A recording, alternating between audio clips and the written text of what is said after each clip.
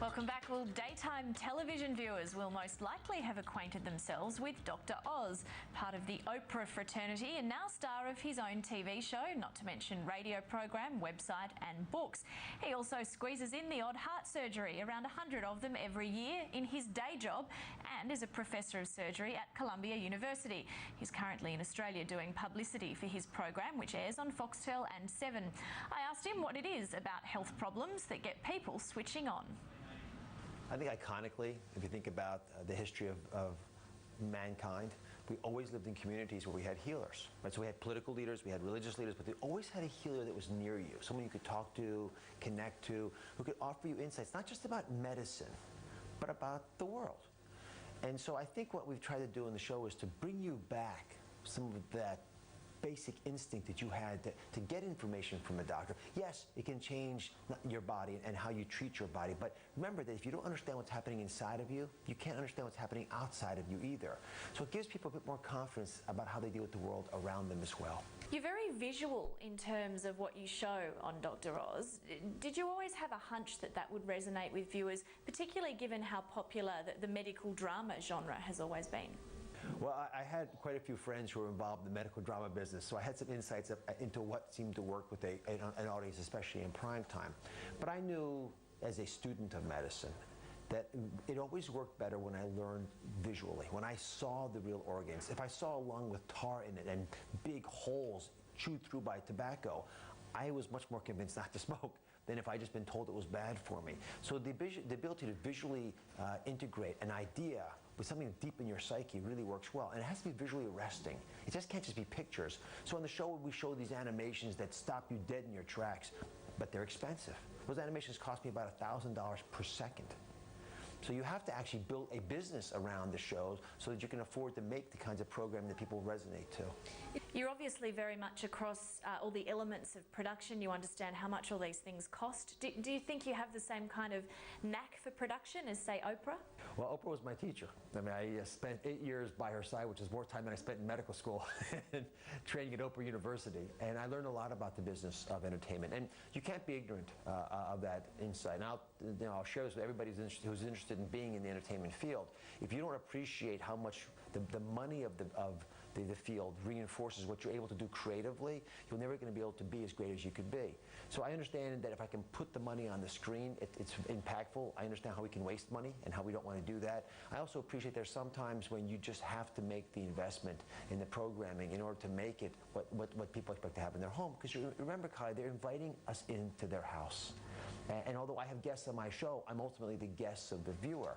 And so if people are going to bring a doctor into their house, they're not going to bring you in there to do homework with, right? They don't want to be scared. The people aren't motivated by fear of death. They're motivated by the joy of living. So if you can celebrate life in any ways that you can as a healer, then it begins to make sense that people will take you into their lives a bit more. You've kind of really touched on there the business of being Dr. Oz. I mean, you are a business, you are a brand. Books, radio, television, the website.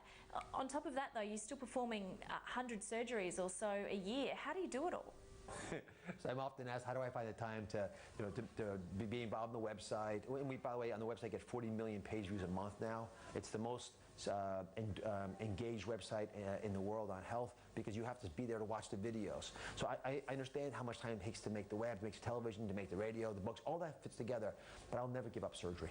And I'll never give it up because it is my calling. It's what I was always trained to do. And the big question, of course, is how do you make time to do both? How do you live a schizophrenic existence?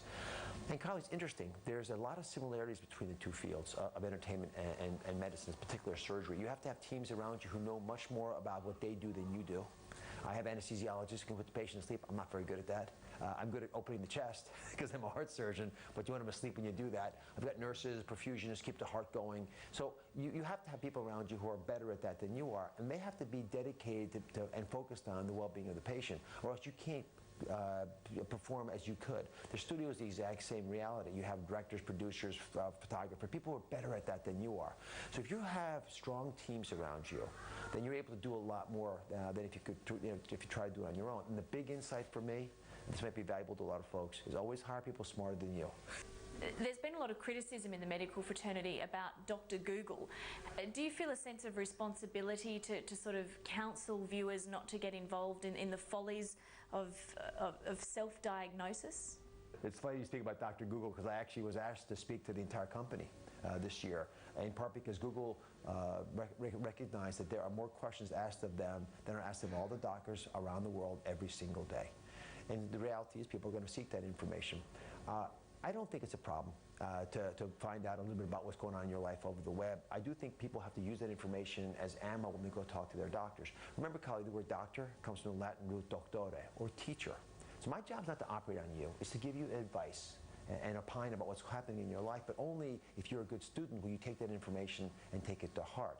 So if you've gotten a bit of information and you're armed and you're going to be a smart patient, you can change the system to help you more. And the best part about that is if you can get 1 out of 10 patients to do that, you change the entire system. And here in Australia, as in the United States, we have a need to be influenced from outside.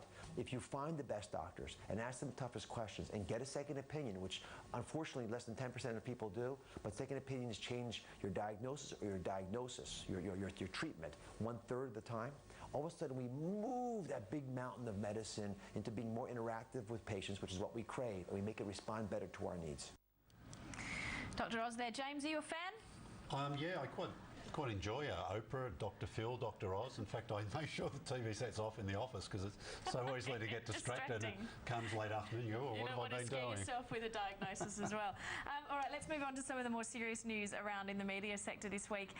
Starting with Matt Campbell, who is the content director at SBS, leaving for different pastures. Yes, he's been hired to Managing Director at Shine Australia. Those guys, the company's grown. We've covered it a lot of times on the show. The Fantasy Brothers have now got additional roles internationally, as well as sort of keeping one eye on Australia. I think they'll be hiring some more people too, because they just, people want that Shine magic on their show, so they're getting a lot of commissions. All right.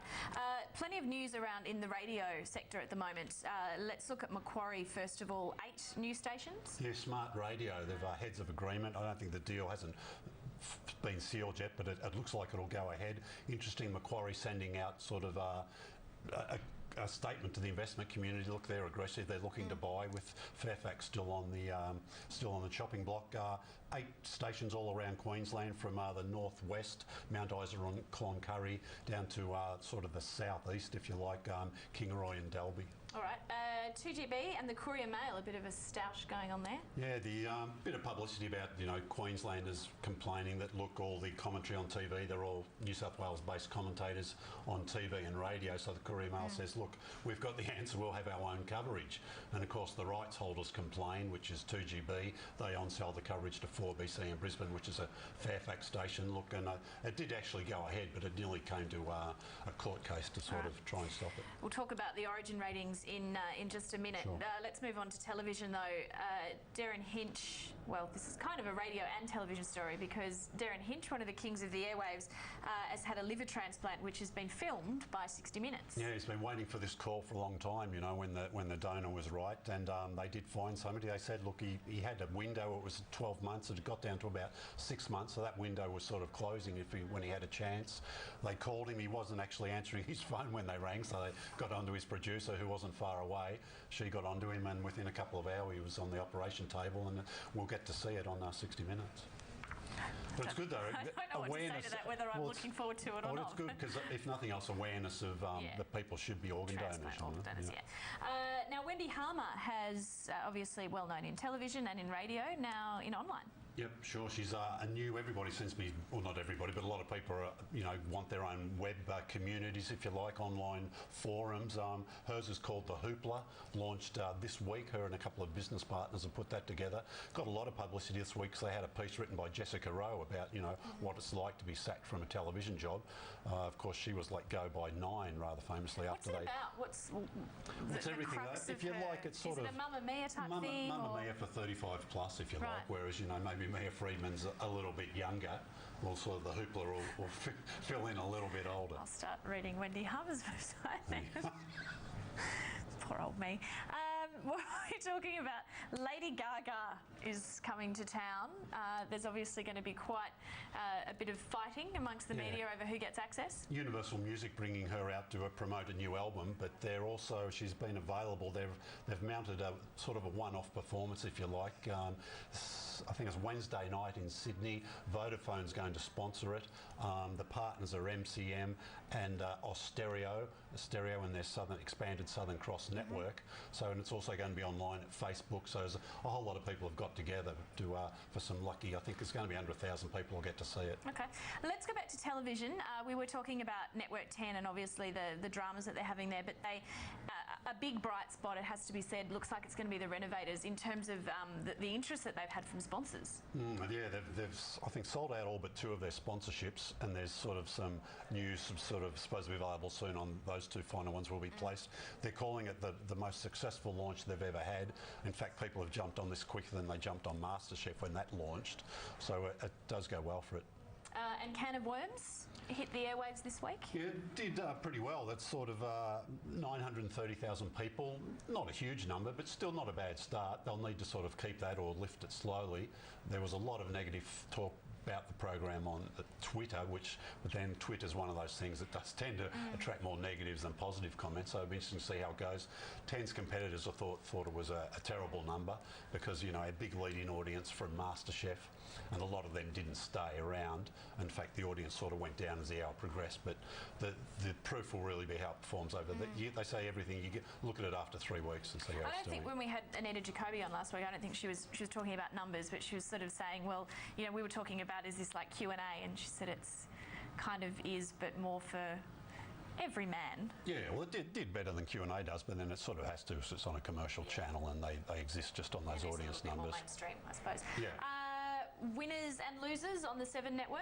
Yep, 7 have ordered a second series of that. It's getting towards the end of its first season and it'll be replaced on Tuesday night by Packed to the Rafters shortly.